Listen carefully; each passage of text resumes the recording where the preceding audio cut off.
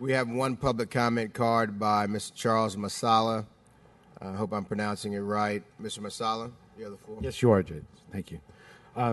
Council members, welcome, or thank you. My name is Charles Marsala, 2511 St. Charles Avenue. I'm a local, but I went out to California. I actually spent 8 years on the Atherton City Council, vice mayor and mayor.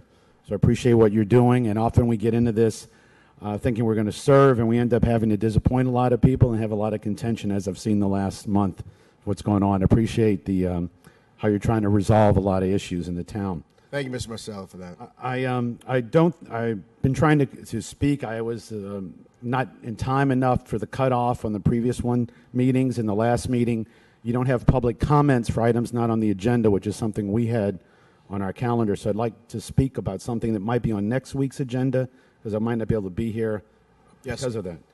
The issue on the monuments, I'm going to say I think it would have been beneficial had you asked the city attorney to comment on whether there were any federal laws or state laws that were going to be impacted by the ordinance. We on our council over my 8 years actually were sued 4 times, and we lost all 4 lawsuits on ordinances that we enacted that we later found had violated a federal ordinance or a state ordinance. One time we actually tried to outlaw football, believe it or not, by writing a noise ordinance on the whistles the referees used, saying they were too loud. You know, so we can sometimes get a little carried away. That's one you should have lost, I think. Yes, and it's worthwhile we learn to ask the city attorney to be a little more proactive to the council in giving us advice on things we're voting on. We often gave opposition 10 minutes, like the mayor spoke of about 10 minutes. We would have given someone 10 minutes to give a rebuttal for that in a concentrated manner. I want to suggest perhaps you could repurpose Liberty Monument, and that it actually is about 3,500 people who defended C.C. Antoine, who was a very successful African-American and lieutenant governor. And there is a purpose there that could be used to rededicate that monument to what was actually happened on that side of what happened.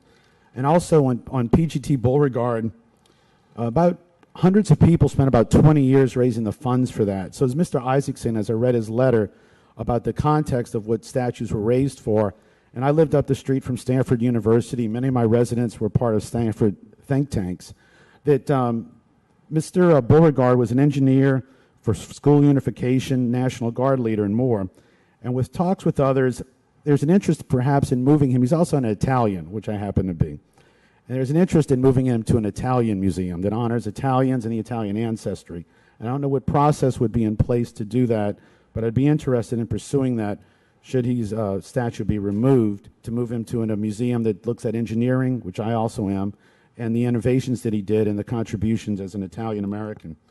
The final thing here is, I think that actually, in general, covers it. If there is a process, if you'd let me know. And the other thing would be, going forward, I would suggest perhaps you look at each statue one at a time, if there's going to be additional statues, because the context of each statue could be different than that of a whole. So an agenda item, you might have several items as opposed to one. Thank you, sir. Thank you, sir.